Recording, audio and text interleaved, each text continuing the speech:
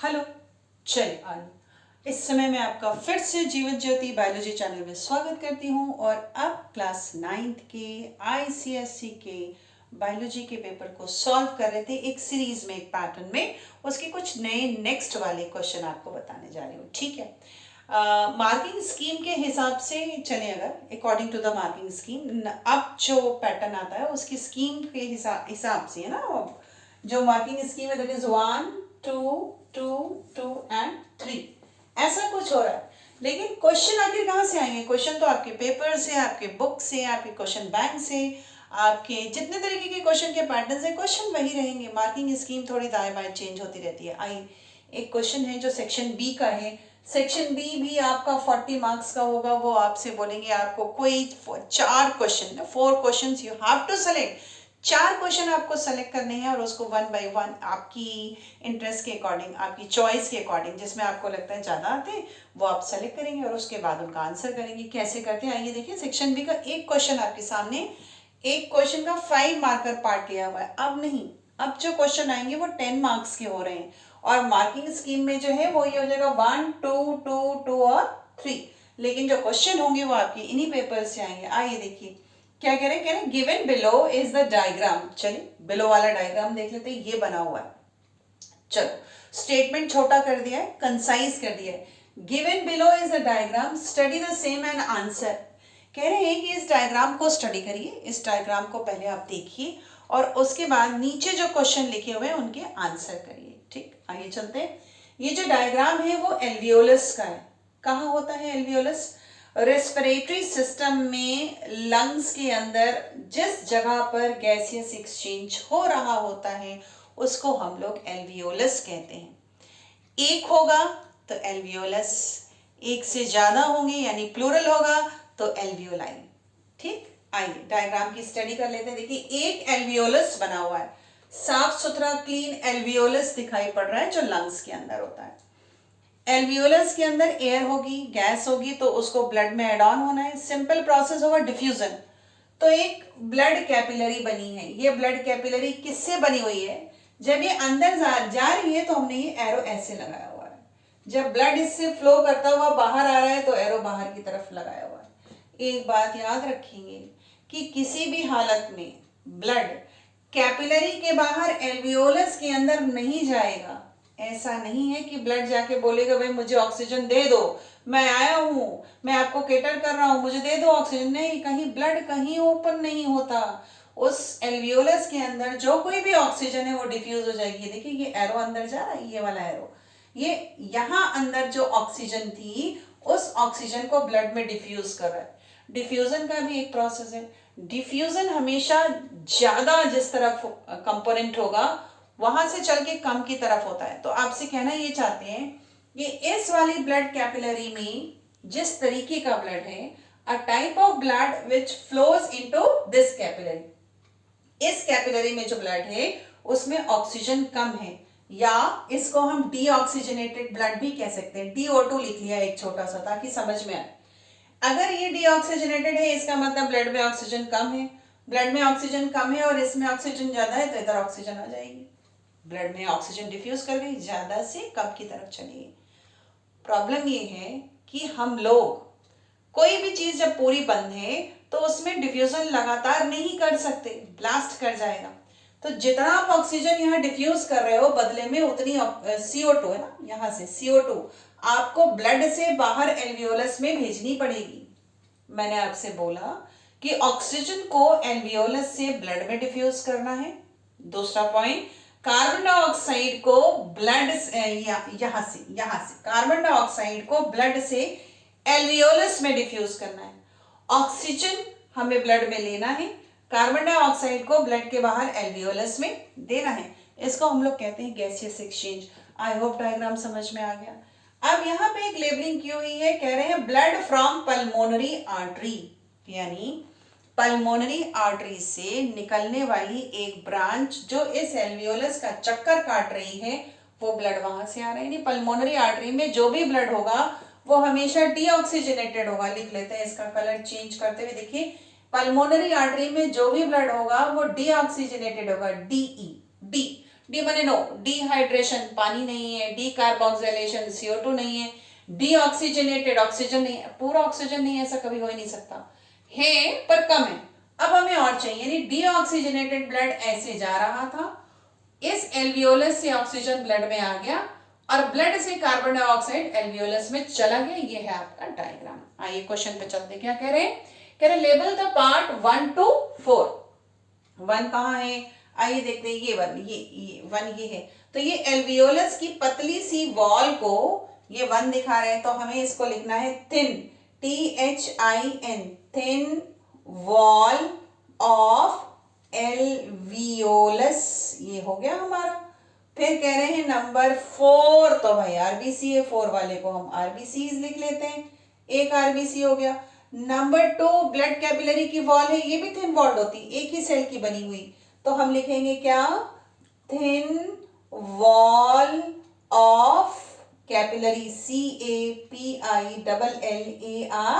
CAPILLARY। और नंबर 3 है ये देख रहे हैं, ये फ्लूइड जो यहाँ पर है उसको हम लोग लिखेंगे ब्लड प्लाज्मा। ये हो गया। हो सकता है सेम डायग्राम आपके पास आए, PLASMA, सेम डायग्राम आपके पास आए, लेबलिंग का नंबर चेंज हो, आपसे 1 2 3 4 की जगह केवल 1 2 ही लेबलिंग पूछी जाए, एक में आपको बोले आइडेंटिफाई कर लीजिए डायग्राम को। क्वेश्चन वही रहते हैं, केवल पूछने का तरीका बदल जाता है। What do the arrow 5 and 6 indicate? अभी अभी आपको एक्सप्लेन किया है। 6 कह रहा है कि भैया ऑक्सीजन ले जा, और 5 कह रहा है कि भाई ब्लड से CO2 को एल्वियोलस में दे दो। तो यहाँ पे लिख लेते हैं, तो arrow 5 right shows, SHOWS shows diffusion, DIFFUSIN diffusion of CO2। 6 वाले को नीचे कर लेते हैं, ऑफ CO2 फ्रॉम, कहां से कहां? Blood to alveolus. ये हो गया आंसर इसका, है ना। अब एरो 6 को और नीचे ले आइए, यहां भी हम थोड़ा इसको क्लीन कर लें ताकि आपको समझने में आसानी हो। ये हो गया एरो 6। क्या कह रहा है? एरो 6 में हम ऑक्सीजन अंदर लेके आ रहे हैं, है ना। तो ये क्या कह रहा है? डिफ्यूजन ऑफ ऑक्सीजन, ऑक्सीजन का डिफ्यूजन, और बड़ा करिए, डिफ्यूजन ऑफ ऑक्सीजन। अच्छा, कहां? फ्रॉम एल्वियोलस टू ब्लड, तो यहां लिख लेते हैं एल्वियोलस टू, इसको हटा दो अब, एल्वियोलस टू ब्लड। ये हो गया, या ब्लड कैपिलरी। फिर तीसरा जो क्वेश्चन है उसका इस डायग्राम से कोई लेना देना नहीं है, उन्होंने एक टेल लगा दी। क्या कह रहे हैं? Give any one difference between anaerobic respiration in plants and animals. ठीक, एनारोबिक, थोड़ा फोकस करिए। इस क्वेश्चन का उस डायग्राम से कोई लेना देना नहीं, उन्होंने केवल आपको घुमाने के लिए दे रखा है। अब हमने यहाँ पे लाइन खींचनी है, एनारोबिक रेस्पिरेशन है, पहले प्लांट्स है तो यहाँ प्लांट्स लिख लेते हैं। आपको आंसर लिखना पड़ेगा पूरा, एनारोबिक रेस्पिरेशन इन प्लांट्स, और इधर एनिमल्स है तो इधर एनिमल्स कर लेते हैं। ये प्लांट्स में जब एनारोबिक रेस्पिरेशन होता है तो यहाँ बनता है इथाइल एल्कोहल, ये हो जाएगा इथाइल एल्कोहल, है ना। और साथ ही साथ इथाइल एल्कोहल के साथ साथ CO2 भी बनता है। और एनिमल्स में जब एनारोबिक रेस्पिरेशन होता है तो इथाइल एल्कोहल की जगह लैक्टिक एसिड बनता है, lactic acid and no CO2, और CO2 निकल के बाहर नहीं आती। इसको थोड़ा छोटा कर लें आप तो थोड़ा क्लियर हो जाए। नो CO2 बाहर निकल के नहीं आती। बहुत सिंपल क्वेश्चन, उन्होंने ऐसे ही एड ऑन कर दिया, इसका डायग्राम से कोई लेना देना नहीं। फिर कह रहे हैं part of the brain which controls breathing movement. भाई इसको थोड़ा ध्यान रखना पड़ेगा, 2 ही पार्ट्स ब्रेन के वो पूछते हैं, एक स्किन में पूछते हैं, एक यहाँ ब्रीदिंग में पूछते हैं। इसका आंसर होता है MEDULLA, medulla, medulla oblongata, OBLONGATA, right. ये है ब्रेन का वो हिस्सा जो आपके ब्रीदिंग रेट को कंट्रोल कर रहा है। 1 मिनट की ब्रेथ में, जब 1 मिनट में आप ब्रीदिंग लेते हो, 1 मिनट जो आप सांस लेते हो, उस 1 मिनट में जो टोटल नंबर ऑफ ब्रेथ्स है ना वो 14 है, 14 to 16 है। एक ब्रेथ का मतलब होता है air in and air out. एक बार हवा को हम अंदर ले जाएं और एक बार हवा को हम बाहर ले आएं, तो इसको एक सांस, एक ब्रेथ कहते हैं। Breath is the noun and breathing is verb, right. तो ये ब्रेथ हुई, एक सांस हुई। इसका rate 14 to 16 times per minute होना चाहिए, यानी 60 सेकंड के अंदर विद इन 60 सेकेंड्स हमें 14 times in and 14 times out या मैक्स 16 टाइम्स करना है। अलग अलग है, बच्चों में ब्रीदिंग रेट ज़्यादा होता है, बट इसको डिसाइड कौन करेगा? ब्रीदिंग कम हो रही है तो हमारा हार्म है, CO2 ज़्यादा बॉडी में है तो हमारा हार्म है। उस रेट को बढ़ाना है तो मेड्यूला ऑब्लोंगेटा, उसको घटाना है तो भी मेड्यूला ऑब्लोंगेटा। अब हम लोग चलते हैं नेक्स्ट वाले क्वेश्चन की तरफ। चलिए, अब ना एक छोटे छोटे से कुछ क्वेश्चन उन्होंने उसी में एड ऑन कर रखे। क्या कह रहे हैं? List any 2 control measures for the spread of house fly. मक्खियों को रोकने के कोई 2 तरीके बताइए। मच्छर को भी रोकने के यही 2 तरीके हैं, मक्खियों को भी रोकने के यही 2 तरीके हैं। And you know that this is the chapter which is related with diseases and the vectors. Vectors मतलब हाउस फ्लाई हो गए, मॉस्किटोज हो गए, those are termed as the vectors. उन्हें जो एक इंसान से दूसरे इंसान तक डिजीज को स्प्रेड करें उन्हें वेक्टर कहेंगे, है ना। तो फ्लाइज हो या हाउस फ्लाइज हो या मॉस्किटोज हो, मच्छर हो या मक्खी हो, उनको हटाने का, मारने का तरीका ऑलमोस्ट सेम है। बहुत इंपॉर्टेंट क्वेश्चन है। आई पहला क्या करेंगे, हम यहाँ पे लिखते हैं नंबर 1, स्प्रेइंग ऑफ DDT। पूरा नाम है डाइक्लोरो, लिख लेते हैं इसको भी, थोड़ा सा आइए इसको भी लिख लेते हैं। इसका पूरा नाम है डाइक्लोरो डाइफिनाइल ट्राइक्लोरो इथेन। ठीक, क्या स्प्रे करना है हमें? DDT का स्प्रे करना है। हालांकि बैन है बहुत इसका, एक्यूमुलेशन इन ह्यूमन ब्लड और in the human muscles, it is to be termed as the biomagnification, but this is the process we are doing it, DDT। दूसरा, सेकेंड क्या हो सकता है? Eliminate breeding places, right. So stop breeding of flies। कैसे? Avoid, है ना, garbage at nearby area। जहां भी आप रह रहे हैं वहां से अगर कूड़ा उड़ा हटा दिया जाए तो हाउस फ्लाइज को ब्रीडिंग का प्लेस नहीं मिलेगा, एग्स नहीं बनेंगे। अब अगर ये मॉस्किटो हो तो बोलेंगे spraying of kerosene oil in drainage और इन द स्टेगनेंट वाटर, ताकि उनके लार्वा को सांस लेने की जगह ना मिले। फिर कह रहे हैं give the causative agent. Causative agent का मतलब होता है कि ये जो बीमारियां लिखी हैं उनको कौन कर रहा है। वेक्टर नहीं पूछ रहा है। कॉजेटिव एजेंट का मतलब सिंपल मतलब होता है पैथोजन पूछा है, PATHOGEN। रोग को कर कौन रहा है ना, रोग को कर कौन रहा है, सीधी सी बात है। ठीक, रहा है ये है। रोग को फैला कौन रहा है और रोग को कर कौन रहा है, दोनों में फर्क है। रोग को फैला जो रहा है वो वेक्टर है, रोग को कर जो रहा है वो पैथोजन है। तो कॉजेटिव एजेंट पूछा है यहाँ पे, तो पैथोजन लिखना है। क्या कह रहे हैं? कॉलेरा।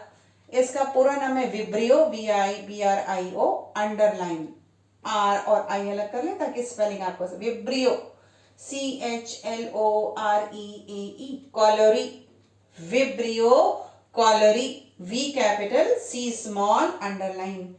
ट्यूबरक्यूलोसिस, आंसर है आपका myco, MYCO, BACTERIUM, U and M, ये करा हमने, M करो इसको, माइको बैक्टीरियम, राइट। फिर लिखेंगे ट्यूबरक्यूलोसिस, BERCULOSIS। अलग अलग अंडरलाइन करेंगे, ये बहुत इंपॉर्टेंट चीज है, ये अंडरलाइन करना ही करना है, वो भी सिर्फ एक बार। माइकोबैक्टीरियम का M कैपिटल और ट्यूबरकुलोसिस का T स्मॉल। क्लासिफिकेशन के वीडियो में आपको बताया था क्या जीनस है और क्या स्पीशीज, राइट। अब देखो एक डिफरेंट तरीके का क्वेश्चन है, वहां पे कुछ वर्ड्स या लाइंस लिखे हुए हैं और ये जो 5 डिफरेंट क्वेश्चंस है ना, ये टिश्यूज हैं।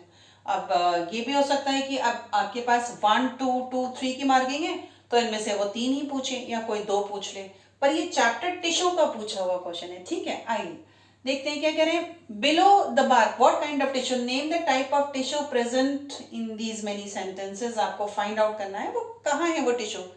चलिए बिलो द बार्क, यहाँ पे हम प्लांट की बात कर रहे हैं, आपने प्लांट नहीं लिखना, या लिख भी दो तो कोई दिक्कत नहीं, पता चल रहा है कि पहचान पा रहे हैं कि प्लांट टिश्यू है। तो ये इस समय हम प्लांट टिश्यू की बात कर रहे हैं, तो बिलो द बार्क जो टिश्यू होगा उसको आपने लिखना है जाइलम। ये हो गया, क्योंकि वस्कुलर बंडल में कैम्बियम के नीचे जाइलम ही पाया जाता है। और नेक्स्ट वो कह रहे हैं in the lining of trachea, trachea किसको कहते हैं, विंड पाइप, है ना। तो विंड पाइप के अंदर एपिथेलियम होगी और वो सीलिएटेड होती है, तो हमें क्या लिखना है, ciliated, CILIATED, ciliated epithelium, THELIUM, ये हो गया हमारा आंसर, 1 वर्ड है। फिर कह रहे हैं beneath the epidermis of skin, skin की एपिडर्मिस के नीचे क्या पाया जाता है। अगला क्वेश्चन जो मैं आपको बताऊंगी ना वो जरूर आप लास्ट तक देखो, उसमें मैं आपको स्किन का डायग्राम बना के दिखाऊंगी कि जो आंसर लिखने जा रहे हैं वो इसके नीचे है या नहीं है। तो beneath the epidermis of skin में यहाँ हमें आंसर लिखना है डर्मिस, एपिडर्मिस के नीचे स्किन में डर्मिस पाई जाती है। फिर कह रहे हैं as the gritty masses of pulp and pear, apple खाते होंगे आप लोग, तो एप्पल खाते समय जब खाते हैं आप तो आप महसूस करें कि ऐसा लगता है कि दांतों के बीच में खसखसाहट आ रही है। पेयर खाते हैं, नाशपाती खाते हैं, लगता है हम दांतों से कुछ स्पेशल तरीके के सेल्स को चबा रहे हैं और जो खसखस की आवाज कर रहा है उनको कहा जाता है ग्रिटी मासेस, है ना। कुछ साबुत सी चीजें हमारी मुंह के अंदर आ रही है, as the gritty masses in the pulp, pulp का मतलब गूदा, ऑफ पेयर या एप्पल भी हो सकता है, यहाँ पे कुछ भी हो सकता है। वो दोनों फ्रूट्स जो है ना, pear and apple, they are all together similar, एक ही फैमिली के, एक ही तरीके के, दोनों ही फॉल्स फ्रूट लेकिन ग्रिटी मासेस है। तो इसका जो आंसर होगा उसको लिखिए आप स्टोन सेल्स, यहाँ पाए जाते हैं। ये प्लांट का क्वेश्चन है, या ऑब्लिक कर लेते हैं, SCLERITS, मुझे ऐसा लगता है स्टोन सेल्स आपके लिए ज्यादा इजी है, थोड़ा इजी कंपोनेंट को लेके चलते हैं ताकि एरर होने के चांसेस कम हो। तो आप लिखिए stone cells, sclereids is also the correct answer, stone cells का नाम है। नेक्स्ट कह रहे हैं a padding under the skin, skin के नीचे एक पैडिंग पाई जाती है, वो कौन से टिश्यू की बनी होती है। इसका आंसर आपको लिखना है adipose tissue, ADI, adipose, POSE, adipose tissue, TISSUE, ये आंसर है इसका, एडिपोज टिश्यू। क्यों, ये फैट सेल्स का बना हुआ होता है ना। जो एडिपोज टिश्यू है एक तरीके का कनेक्टिव टिश्यू है, इसके पास बहुत सारे फैट सेल्स होते हैं। आपको ये लिखने की जरूरत नहीं है, आपका आंसर यहाँ खत्म हो गया। एडिपोज टिश्यू, फैट सेल्स का काम होता है स्किन की टेंसाइलिटी को बना के रखना, उसको फूड प्रोवाइड करना, और ये आपकी बॉडी टेम्परेचर को भी मेंटेन करने में हेल्प करता है। तो लास्ट वाले का आंसर हुआ एडिपोज टिश्यू। स्किन का ना एक LS दिया हुआ है, पेपर में है, ड्रॉन है ऑलरेडी, पेपर में ड्रॉ करके दिया हुआ है। किसी भी डायग्रामेटिक क्वेश्चन को करते समय ना बच्चों, सबसे पहले जरूरी चीज होती है कि डायग्राम को बहुत ध्यान से देखें। तो ये हो गया vertical section of skin. Skin के इस वाले पार्ट को थोड़ा सा आपका रिवीजन भी करवा देते हैं। इस पार्ट को एपिडर्मिस कहते हैं, इससे पहले वाले क्वेश्चन में आया था ना कि एपिडर्मिस के नीचे कौन सा टिश्यू होता है, और यहां से यहां तक के पार्ट को डर्मिस कहते हैं, DERMIS। अब डायग्राम आप ध्यान से देख लें, साथ में आप चाहे तो अपने बुक से टैली कर सकते हैं ना। जब टफ लगे चीजों को तो बुक से आइडेंटिफाई जरूर करते हैं, 1 किधर जा रहा है, 2 किधर जा रहा है, 3 किधर जा रहा है, 4 किधर जा रहा है। अब ये हमने सेक्शन काट रखा हो, एक एपिडर्मिस के पास 3 लेयर्स होती हैं। तो जो इन्होंने पहला वाला पार्ट क्या बोला है, कह रहा है कि लेबल द पार्ट 1 2 3 4 5 6, तो 1 2 3 4 5 और ये 6 नीचे दिया हुआ है। सबसे ऊपर वाले का नाम है STRATUM, stratum corneum, dead layer है, याद रखिएगा ये डेड है, मरी हुई सेल्स की बनी हुई है ताकि आपकी बॉडी में इंफेक्शन ना हो। तो अगर पूछे कैसा नेचर है स्ट्रैटम कॉर्नियम का, डेड है, सिंपल।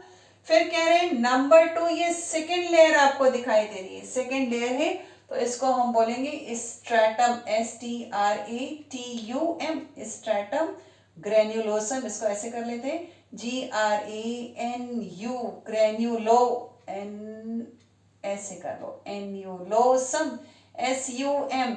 नंबर 3 जो लेयर है उसको हम कह रहे हैं स्ट्रेटम मेल्पिगाई। अच्छा, अब एक और मजेदार बात जानते हैं, मेल्पिगाई को स्ट्रेटम जर्मिनेटिवम भी कहते हैं, क्योंकि तीसरी लेयर जो है वो बार बार डिवाइड होती है, ऊपर से एक्डाइसिस होती है, स्किन कभी हट जाती है, कभी कभी किसी को विंटर्स में हटती है, किसी को देखिए आप रेनी सीजन में स्किन हटती है। तो अब नए सेल्स बनाने के लिए ये सेल्स ऊपर की तरफ मूव करेंगे। जैसे जैसे ये हटते जाएंगे तो यहाँ नए सेल की डिवीजन की भी जरूरत पड़ेगी, नए सेल की जरूरत पड़ेगी। तो उसके लिए जो लास्ट वाला है उसके लिए हम वर्ड यूज करेंगे, इस 3 को सर्किल कर लेते हैं, STRATUM, स्ट्रेटम मेल्पिगाई, MELPIGHI। इसको जर्मिनेटिवम लेयर भी कहते हैं। तो ये क्या हो गई, स्ट्रेटम मेल्पिगाई। अब चौथी है ना, ये ग्लैंड है, ये ऑयल सिक्रीट करती है। तो इस फोर्थ वाले के लिए वर्ड यूज करेंगे सीबेसियस, है ना, सीबेसियस। क्या आगे ग्लैंड, सीबेशियस ग्लैंड का क्या फंक्शन होता है वो आगे वाले क्वेश्चन में पूछा गया है, तो वो वहां बता देते हैं। नंबर 5 जो है वो एक खाली जगह है, फॉलिकल माने होता है खाली जगह, और इस खाली जगह पे जो है वहां पे हेयर पाया जा रहा है। तो क्योंकि हेयर पाया जा रहा है इसलिए इसको ले आते हैं नीचे, इसका वर्ड यूज करेंगे हेयर फॉलिकल, FOLLICLE। अब बचा नंबर 6। नंबर 6 एक स्वेट ग्लैंड है, उसमें स्वेट बनेगा और पसीना बाहर जाएगा, स्वेट ग्लैंड, SWEATGLAND, ये हो गया स्वेट ग्लैंड। अब किसी भी डायग्राम में आपको 6 लेबलिंग करने के लिए नहीं आएगी, हार्डली 2 या मैक्स 3, इससे ज्यादा नहीं मिलेगी। तो जब आपको इतना क्लियर है, साफ सुथरा दिखाई दे रहा है, तो आपके डायग्राम का पार्ट हो गया, 6 लेबलिंग हो गई। अच्छा, कुछ चीजें और सीख लें। स्किन में ब्लड सप्लाई चाहिए होती है ना, ब्लड सप्लाई जा रही, देखिए ये ब्लड सप्लाई जा रही और ये इधर जा रही आगे। कोई भी ब्लड सप्लाई जिसमें ऑक्सीजन है, यहाँ ऑक्सीजन है, तो वो पहले स्किन को ऊपर गई, एपिडर्मिस में ब्लड सप्लाई है नहीं, डर्मिस में उसने धीरे से डिफ्यूज कर दिया, बोला भाई ऐसा है स्किन, तुम तो लॉन्गेस्ट ऑर्गन हो, तुम सबसे लंबे वाले ऑर्गन हो, तुम जैक ऑफ ऑल ट्रेड्स हो, तुम प्रोटेक्शन कर रहे हो, तुम हमारी बॉडी को बाहर से पूरी कवरिंग कर रहे हो। मेलानिन है आपके पास, स्ट्रेटम मेल्पिगाई में है। याद कराने का तरीका ये मैं बच्चों को बताती हूँ, बेटा जो स्पेलिंग एम से स्टार्ट होती है वहीं पे मेलानिन है, मेल्पिगियम की स्पेलिंग एम से स्टार्ट होती है, यहीं पर मेलानिन है, राइट। तो मेलानिन अल्ट्रावायलेट रेडिएशन से प्रोटेक्शन कर रहा है। बहुत ऊपर आंखों के ऊपर भी आपने कवरिंग लगा रखी है, कंजक्टिवा, साथ में आप विटामिन डी की सिंथेसिस भी करते हैं, मतलब ढेर सारे काम है, इसीलिए आप चैप्टर का नाम है jack of all trades, right. तो अब इतने काम करने वाले को भी तो खाना चाहिए, उसको भी तो फूड चाहिए, उसको भी तो ऑक्सीजन चाहिए, ये ऑर्गन भी तो सेल्स का बना है, इन सेल्स में भी तो लाइसोसोम है जो इंट्रासेलुलर डाइजेशन करेंगे, और इन सेल्स में भी गोल्गी बॉडीज हैं जो एक्सक्रीशन करेंगे, या इन सेल्स में भी वेस्ट प्रोडक्ट बनेंगे जो कि अपने waste product, nitrogenous waste product को बाहर निकालेंगे। तो आखिर ये सारी चीजों का जो लेन देन है वो ब्लड से होता है। तो डर्मिस में जो ब्लड कैपिलरी जा रही है, जो स्किन के अंदर चली गई है, ऊपर जाती है, बहुत फाइन कैपिलरी में डिवाइड होती है। रेड इसलिए बनाया है ताकि ये प्रूफ किया जा सके कि ऑक्सीजन डिफ्यूज हो रहा है। रेड कलर का इस्तेमाल स्किन बनाते समय या ब्लड कैपिलरी बनाते समय हम जहां भी करते हैं उसका मतलब होता है ऑक्सीजनेटेड ब्लड। जब ये वापस आ रहे, इसने ऑक्सीजन दे दी, बोले भाई एपिडर्मिस ले लो भाई ऑक्सीजन, डर्मिस तुम भी ले लो ऑक्सीजन, जितने सेल्स है सब ले लो ऑक्सीजन। अब सेल्स कह रहे ले तो तब ना जब कोई कार्बन डाइऑक्साइड लेकर जाए हमसे, हमारे पास एक्स्ट्रा पॉकेट तो है नहीं, एक्स्ट्रा पाउच तो है नहीं। सेल है उसके ऊपर भी चारों तरफ प्लाज्मा मेम्ब्रेन लगी, पूरी बाउंड्री से सील कर रखा है, आपने कैसे लेने। तो ऑक्सीजन दी और बदले में कार्बन डाइऑक्साइड ली, तो ये कैपिलरी वापस जोड़ के देखो ये वेन बन के वापस आ रही है और बाहर निकल जाएगी, इसीलिए ब्लैक कलर का इस्तेमाल किया। इतना एक्सप्लेनेशन मैंने आपको इसलिए दिया क्योंकि इसमें 2 हेडिंग्स हैं स्किन वाले चैप्टर में, जो वर्ड वो यूज करते हैं वेसो डायलेशन और वेसो कॉन्स्ट्रिक्शन। यहाँ वेसो का मतलब ब्लड वेसल है, पर ये याद रखिएगा कि वेसो डायलेशन में जब आप वर्ड यूज करेंगे डायलेशन तो कैपिलरी डायलेट होगी, कॉन्स्ट्रिक्शन तो कैपिलरी कॉन्ट्रैक्ट होगी, और जो ये मेजर वाली ब्लड सप्लाई है उसमें कोई चेंज नहीं आता। एक छोटा सा टॉपिक डायग्राम सामने था तो आपको ऐड करके पढ़ा दिया। अब अगला ये क्या कह रहे हैं, फंक्शन ऑफ पार्ट लेवल 1। तो पार्ट लेवल 1 वहां पे क्या दिखाई दे रहा है, स्ट्रेटम कॉर्नियम। सबसे पहले तो तरीका होता है कि आप लिखें कि पार्ट लेबलिंग की लेबलिंग है क्या। स्ट्रेटम कॉर्नियम लिख दिया हमने और यहाँ हमें लिखना है कि इट गिव्स प्रोटेक्शन। आइए लीजिए, ये प्रोटेक्शन का काम कर रही है, ये प्रोटेक्शन कर रही है। क्यों?